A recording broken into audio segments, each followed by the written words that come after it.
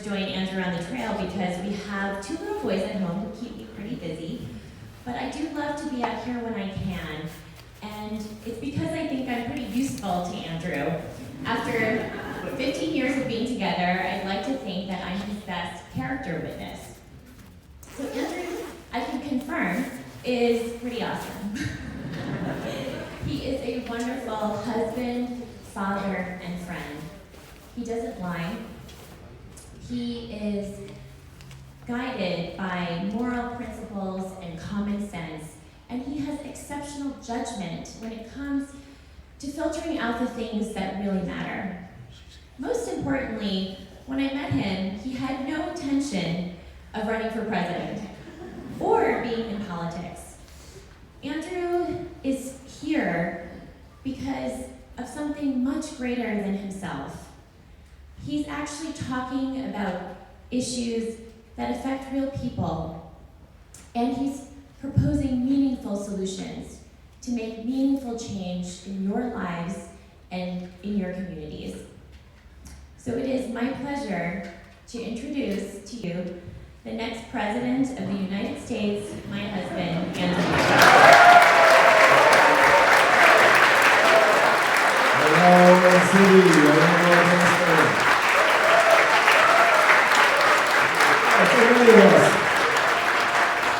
Thank you so much. It's incredible. Thank you too to Joshua for working so hard to set this event up.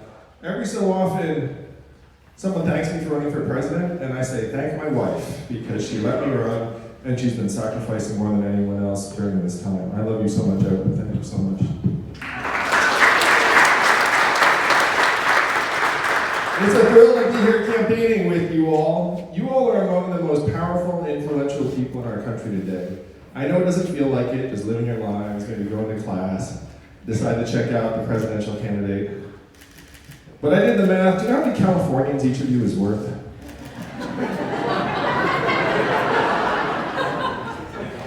1,000 Californians each. So look around this room today. How many of us are here? I'm going to give a Trumpian estimate. There are 1,200 people here today. It's the biggest room anyone's ever seen. This is legitimately about 200 people, and 200 Iowans is the equivalent of 5 football stadiums full of Californians. That's the power you all have to do something the rest of our country only dreams about, which is to push America in a new direction. So the question is, well, 1, are you going to use that power on February 3rd? And 2, how are you going to use it? Now, if you're here today and you've seen me or TV ads, raise your hand if you've seen TV ads. Good, because we spend a lot of money on those ads. And you heard Evelyn talk. I'm not a career politician, I'm an entrepreneur and problem solver, and I'm running to help solve a problem or a challenge that we've been grappling with for the last several years as a country and haven't even fully understood. And that question or challenge is this: why is Donald Trump our president today? Why did he win, how did he win Iowa, a purple swing state, by almost 10 points? If you turn on cable news at any point in the last number of years, really, you get a series of answers to that question. So go ahead and shout out what explanations we've been given as to why Trump won. Electoral college on the list, sure? Money. Russia's definitely on the list. Money. Money. False promises. False promises. Media. Racism. The economy will definitely come back to. Hillary Clinton. Emails. Facebook. Racism again. Immigration. Fear. All kind of mixed together into some kind of strange stew. But I'm a numbers guy at Orange City, and the numbers tell a very clear and compelling story that many of you may find familiar. And this is back to your comment about the economy. We eliminated 4 million manufacturing jobs over the last number of years in this country. And where were those jobs primarily located? Ohio, Michigan, Wisconsin, Pennsylvania, Missouri, and 40,000 right here in Iowa. I've been to the towns here in Iowa when the manufacturing jobs dried up. And after those jobs dried up, the shopping district closed, people left, the school shrank, and that town has never recovered. I saw the same thing play out in Missouri, Michigan, Ohio, Pennsylvania, because I spent the last 7 years running a nonprofit that helped create thousands of jobs in these states. It was so successful that I was honored by the Obama administration multiple times, so I got to bring Evelyn to meet the president. My in-laws were very excited about me that week. But unfortunately, I had the sinking feeling that my work was like pouring water into a bathtub that had a giant hole ripped in the bottom, and that water's just rushing out more and more. So Trump wins, I look at the numbers, I say, oh my gosh, 4 million manufacturing jobs in the swing states, straight line up between the adoption of industrial automation and the movement towards Trump in that area. And what we did to the manufacturing jobs, we're now doing to other parts of the economy. How many of you have noticed stores closing around where you live in Iowa? And why are those stores closing? Online, Amazon. Amazon's like a spaceship hovering above our communities, sucking up $20 billion in business a year, closing 30% of stores and malls. I was just in a mall 2 days ago where the JCPenney had closed. And you know a mall can go from cheery to spooky pretty quickly when the stores start closing. Most common job in our economy is retail clerk. The average retail clerk is a 39-year-old woman making between $8 and $12 an hour. What is her next job when the store closes? Unclear, no one knows. How much did Amazon pay in taxes last year? Zero. That's the math, Orange City. 20 billion out, zero back, 30% of your stores and malls closed. You can see these changes on your main streets in the McDonald's with the self-serve kiosk, but it's all around us, and it's speeding up. When you all call the customer service line of a big company and you get the bot or software on the other end, you do the same thing I do. We just you pound 000, say human, representative, over and over again until someone picks up. Like, raise your hand if that's what you do. Right? Yeah, software is terrible. You know, like, a human works for this company somewhere, and I'm now going to find that person. But in 2 or 3 short years, the software will sound like this. Hello, Andrew, how are you? What can I do for you? It'll be fast, seamless, efficient. What will that mean for the 2.5 million Americans who work at call centers right now, making between $10 and $14 an hour? How many of you all know a truck driver here in Orange City or in Iowa? It's the most common job in 29 states, 3.5 million truckers in our country, 94% men, average age 49. My friends in California are working on trucks that can drive themselves. They say they're 98% of the way there. A robot truck just transported 20 tons of butter from California to Pennsylvania 4 weeks ago with no human intervention. Why did they choose butter for this maiden voyage? I have no idea. But if you Google robot butter truck, it will pop up. And at the end of the route was a giant stack of pancakes. As far as I know, I made up the pancakes, but everything else is true.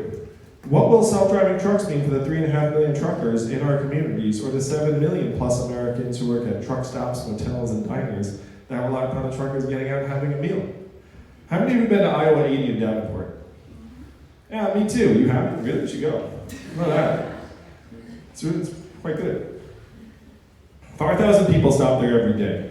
How many people will stop there if the trucks don't have drivers anymore? We're in the midst of the greatest economic transformation in the history of our country, what experts are calling the fourth industrial revolution. When is the last time you heard a politician say fourth industrial revolution? 3 seconds ago. And I'm barely a politician. In the Yang household, they were not saying, you're going to be president someday. They were saying, you're terrible, clean your room. So the plan is not like, oh, I'm going to try and climb the ladder. But what happened was 2016, 2017, I see all these forces that are just speeding up. And the tech is getting better, stronger, faster, while we are not getting faster at that route. I mean, you people who are like the students here, you're getting smarter, but the rest of us are just trying to hang on. Honestly. So these changes are speeding up, and I went to our leaders in DC, and I said to them, hey, what are we going to do to help our people manage this transition? What do you think the folks in DC said to me when I said, what are we going to do to help? So someone at another event made this Scooby-Doo noise, like, whoop, whoop. So the folks in DC have very, very limited answers. The answers I got were, number 1, we should study this further. Number 2, we can't talk about this. And number 3, we must educate and retrain all Americans for the jobs of the future. Raise your hand if you've heard that before, right? That one's pretty familiar. It sounds kind of good. But I'm the numbers guy. I looked at the studies. Do you all want to guess how effective the government-funded retraining programs were for the manufacturing workers who lost their jobs in the Midwest? You know it's low because I'm anchoring you low. But you know it's low because you also know people. You know if you have 500 manufacturing workers who lose their jobs, they don't all march out and be like, I'm here for my coding boot camp now. Be coding in no time. The success rates of those programs were between 0 and 15%. They were a near total failure. Almost half of the manufacturing workers in the Midwest that lost their jobs left the workforce and never worked again. Of that group, almost half filed for disability.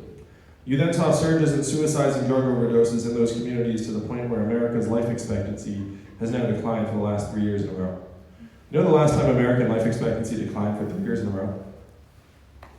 Take a guess. Never's a good guess. Great Depression's a good guess. It's the Spanish flu of 1918. A global pandemic that killed millions 100 years ago. You have to go back a century because it's highly unusual for life expectancy to decline in a developed country. It ordinarily goes up and up and up because you're getting richer, stronger, healthier. But here in the US, it's gone down and down and down. So when I said this to the folks in DC, one of them said something that brought me here to you all today. He said, Andrew, you're in the wrong town. No one here in DC will do anything about this. Fundamentally, this is a town of followers, not leaders. And the only way we would do something about it is if you were to create a wave in other parts of the country and bring that wave crashing down on our heads. And I said, challenge accepted. I'll be back in 2 years. So that's how I came to run for president. And I stand before you, fourth in the polls and rising to be the Democratic nominee. We raised $16.5 million last quarter in increments of only $35 each. So my fans are almost as cheap as Bernie's. Well, there's no corporate PAC money in there. It's all just ordinary Americans trying to take our government back and get it to work for us again. Because who's it working for right now? These giant companies and their lobbyists that are just running roughshod over the rest of us. Washington, D.C. today is the richest city in our country. Think about that for a second. What do they produce? We are not sure. Yet business is awfully good. Donald Trump said he wanted to drain the swamp. Orange City, I want to do something a little bit different. I want to distribute the swamp. Why would you have hundreds of thousands of government employees in the most expensive city in your country? Why wouldn't you move some of those jobs to Ohio, Michigan, Pennsylvania, Iowa? You would save billions of dollars immediately. And I would argue that those regulators would make better decisions because they were living someplace normal and not in the DC bubble where they just talk to each other all the time. I'm for term limits for members of Congress. They should be going to do your job and then come home. They should not be there and be like, ooh, I like it, let me stay. And I know how we can pass it, Orange City. It's gonna be like magic. I'm gonna be your president a year from now. Thank you for that. And then I'm gonna go to Congress and say, hey, you should really have term limits, 12 years. But current lawmakers are exempt. Do you think they'll pass that? Oh yeah, they would pass that. They would say, we do this for the people. But they'd be grandfathered in, so they're like, sure, let's get off my back. It's like these other people come in, but in no time, you'd have a more responsive, dynamic legislature. The most important step we have to take is get some of this value that's flowing right out of your communities and put it back in your hands. Now, if you're here today, you know I want to give every American $1,000 a month. Raise your hand if that seems too good to be true, impossible, not realistic. Go ahead, raise your hand on that. Oh, I understand. But this is not my idea and it's not a new idea. Thomas Paine was for it at the founding of our country. He called it the citizen's dividend for all Americans. Martin Luther King, whose birthday we celebrated a week ago, fought for this in the 60s, and it is what he was fighting for when he was killed. I know this because I met with Dr. King's son in Atlanta, and he said this is what his dad fought for and died for. Guaranteed minimum income for all Americans.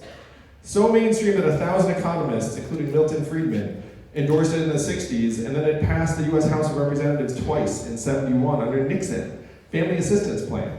And then 11 years later, one state passed a dividend where now everyone in that state gets between $1,000 and $2,000 a year, no questions asked. And what state is that? And how does Alaska pay for it?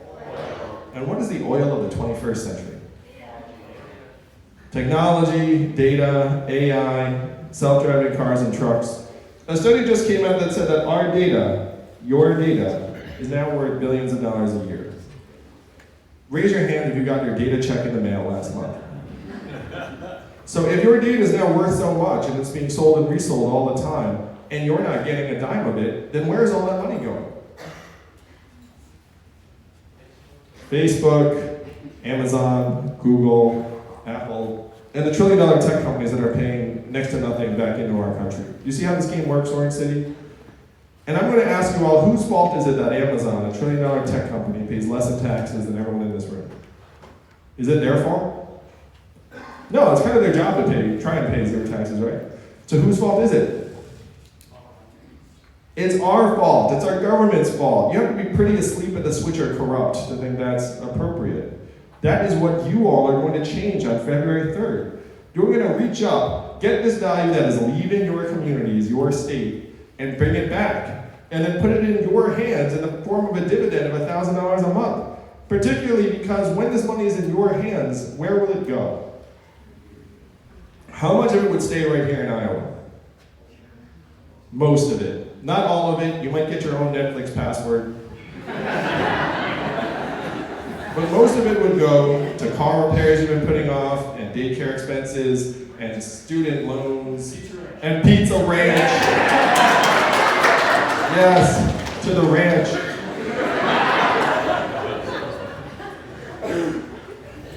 And to local nonprofits and religious organizations. Orange City, this is the trickle-up economy from our people, our families, and our communities up. This is what it will take to rebalance an economy that is sucking you dry. And for young people here, I know many of you have a sense of unease about your future, and your parents share it. Raise your hand if you're a parent like me and Evelyn. If you're a parent, you have the sinking feeling that we are leaving our kids a future that is less stable, less prosperous, and less bright than the lives that we have led. You know why we feel that way? Because it's true. If you were born in the 1940s, United States of America, there's a 93% chance you're going to be better off than your parents. That's the American dream. That's what brought my family here. That's what we all aspire to for the young people here. But if you were born in the 1990s in the United States of America, you're down to a 50-50 shot and it's declining fast. That is why the parents feel the way they do. That is why the young people here feel the way you do. You have this sense that the deck is getting stacked against you in a way that is different from previous generations, and you're right. And we have to fix it for you on February 3rd.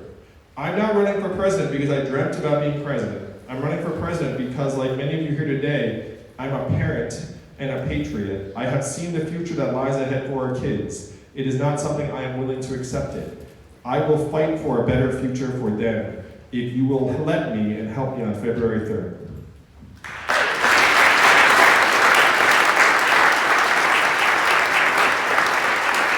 So in this context, of the most extreme winner-take-all economy in the history of the world that's now accelerating, this $1,000 a month dividend seems not just sensible, but inevitable.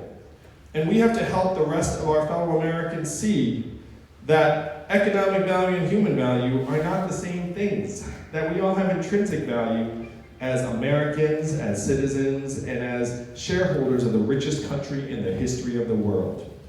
I know how messed up our economic measurements are because of my own family. Evelyn's at home most every day with our 2 boys, one of whom is autistic. How much is her work valued at in our market economy? Evelyn gets a 0 along with every stay-at-home parent. How about caregivers taking care of ailing loved ones? Also a 0. How about activists and volunteers trying to make things better? 0 most all the time. 98% of artists, unfortunately. Coaches and mentors trying to make things better for the next generation. You know one thing you don't think about much, but this one's very important. How about local journalists?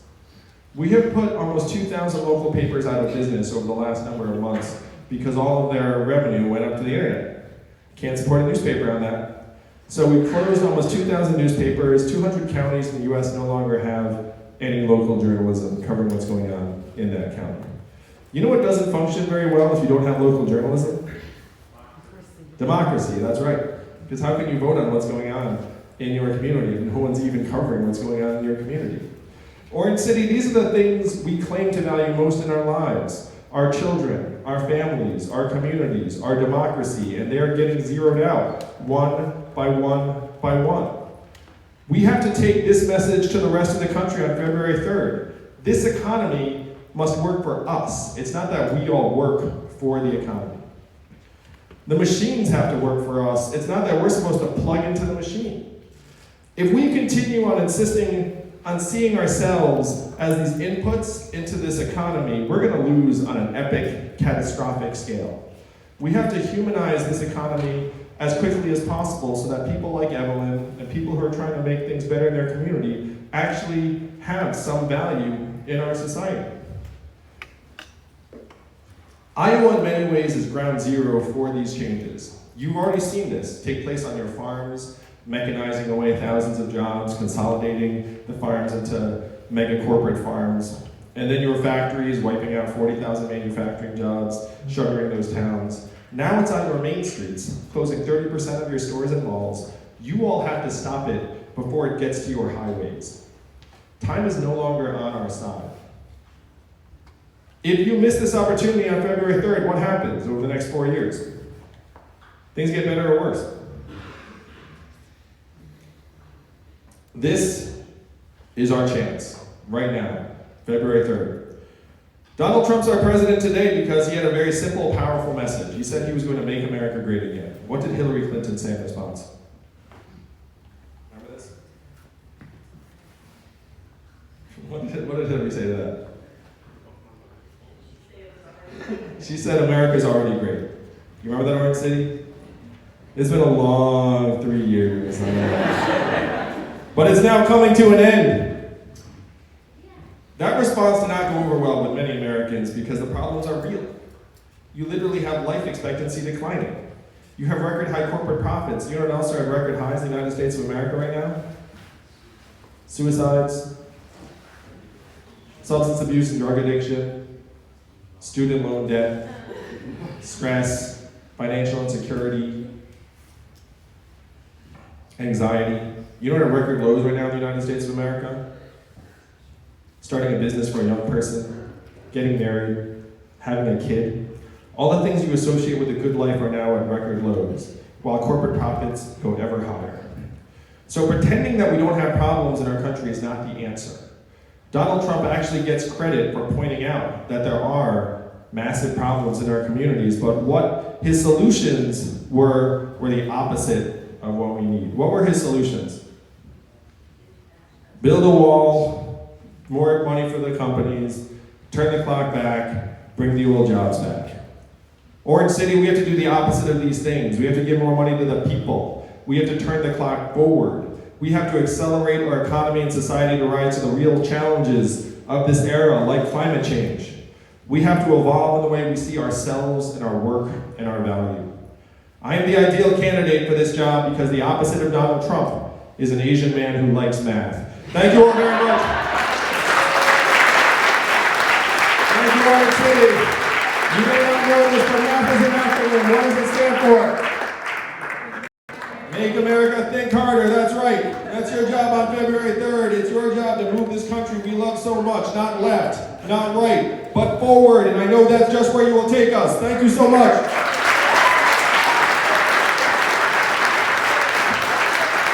Please give that one more time to the next president of the United States, Henry.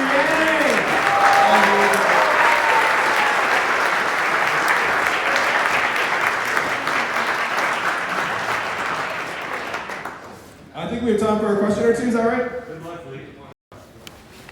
Oh my gosh, so much pressure. No, you don't do it. Oh, yeah. My name is Hanyi Assistant Professor of Economics from Taiwan. So I have two questions for you. The first one is about the U.S., China, Taiwan relationship, and the second one is about the coronavirus. So, will President Yang continue to support the democracy of Taiwan and its ability of self-defense? And how would you deal with the pressure from China? And second, given the current development of the virus, what actions would you take to prevent the further spread of the infections? Thank you. How many of you all are concerned about the coronavirus? Very reasonable. I mean, it's very, very serious and very dangerous. And in this instance, you actually are somewhat glad that the Chinese have such an authoritarian, heavy-handed government, because they went in, they're building a new hospital in a week. They're starting to try and limit the spread in various ways. Unfortunately, cases have spread here to the US. And this is an example where you are grateful to have a government that actually has resources that can protect us and try and identify people who have this disease. So as president, I would coordinate with the Center for Disease Control and say, what do you need? Anything you need, we will get it to you. Any other branch of government, you need help, let's do it. And I would be content to go very aggressively in that direction. You can't pretend it's business as usual if there is the potential for an outbreak that could spread throughout your people. So I would be open to taking dramatic measures if the folks at the CDC thought that that would be helpful for public health. To me, job number one is keep us safe. And you should not worry about, for example, like alarming people, because the fact is we know the coronavirus is real. I, for one, would be grateful if the government came in and did something like extreme and said, hey, look, like this area, someone's been identified, don't come in here. I'd be like, oh, good. We have our acts together. I wouldn't be like, this is making my commute harder, you know what I mean? Like, I'd be thrilled. On the US, China, Taiwan question, my family's from Taiwan, my parents lived there. I visited my grandmother there before she passed away. Well, she passed away 2 months ago, and I visited her a bit before that. So I have a very deep affinity for Taiwan, and I believe that it's a democracy and a part of the world that we've had an historic relationship with, and that should continue. Like, I certainly see no reason for this current situation to change, and people know that we have very firm commitments to Taiwan that I would be very glad to uphold as president.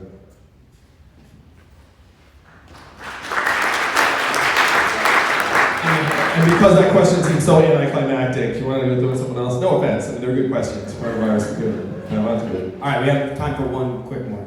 Sure, I'll answer really fast. Okay, great. I'll be like, yes, no, maybe. Hi, so I'm a teacher. Well, right now I'm a caregiver for people with disabilities. But you have talked about how automation is taking away jobs. Where do you see education in this? Are we going to have more online schools? Well, thank you for everything you do, both as an educator and a caregiver. Let's give a round of applause for that.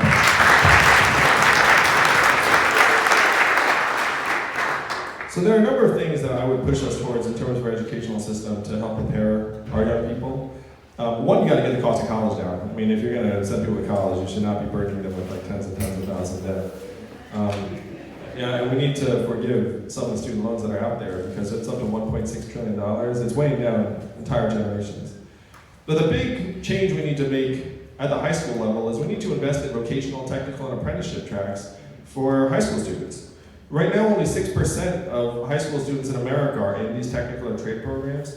In Germany, it's 59%. Think of that gulf. And there are massive opportunities there because these are jobs that are going to be with us for a long time. Can you imagine what it would take to have a robot plumber? It's essentially impossible. You're going to need human plumbers and HVAC repair and line installers and the rest of it for a long time. And there's a massive nationwide shortage of people with that training and those skills. So as your president, I will team up with Mike Rowe of Dirty Jobs. I will say, hey, these are great jobs. Let's train people to do them. And then I would federally fund any high school that wants to develop these programs. Because here in America today, we're not doing right by our kids.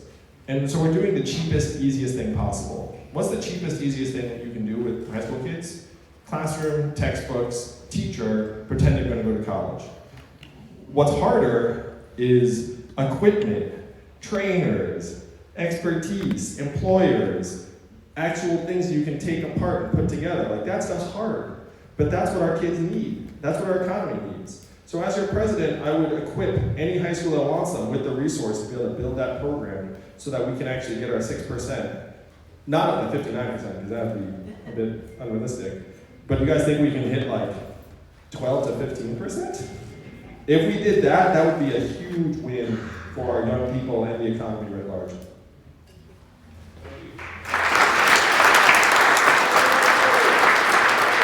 Let's give it up one more time for Andy Ray.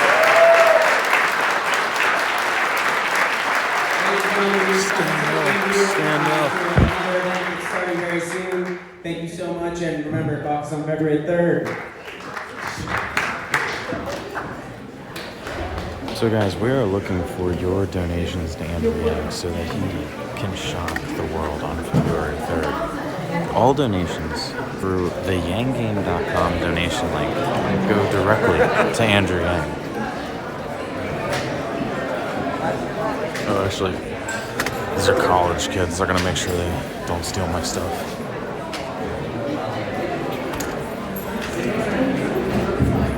Excuse me, if anyone does not know where the caucus location is, go to thecaucuses.org. If you feel inspired to caucus, go to thecaucuses.org. Looks good. I wonder if there's gonna be a selfie line. By the way, huge shout out to Christina, who just donated $500 to Andrew Yang's presidential campaign through the yanggame.com donation link. See if I can catch Andrew. I don't think they're doing a selfie line. Let me see if I can catch him before he gets out of here.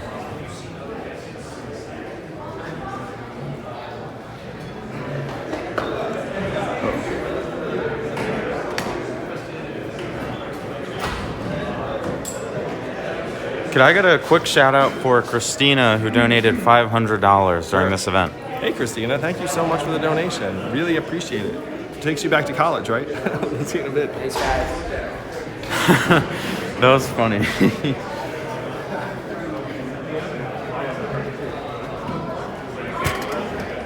That was hilarious, actually.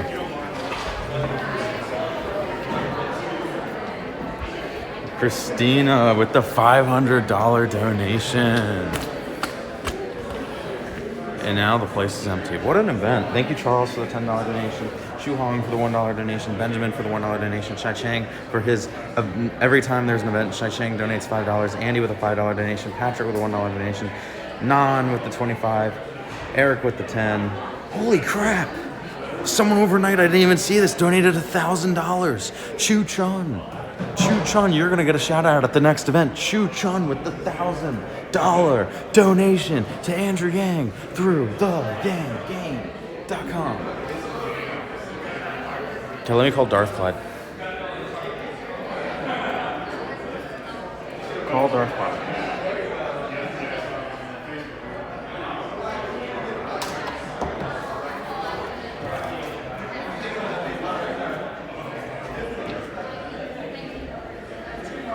Yo, you ready to cut the feet?